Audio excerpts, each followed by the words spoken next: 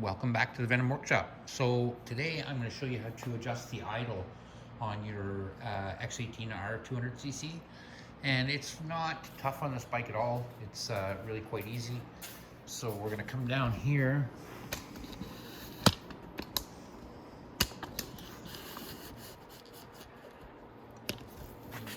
Even scooch in a little closer.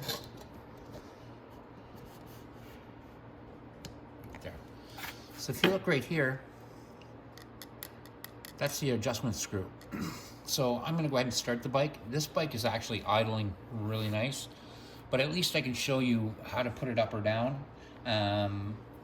So in case your bike isn't idling right to begin with, or you need to do a slight idle adjustment, it's right here. So let's start the bike.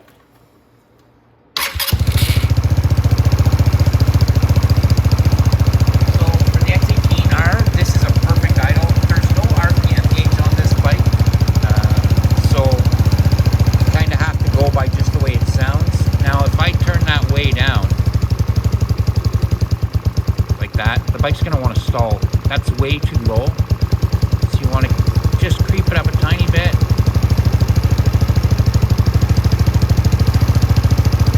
And you can hear the pitch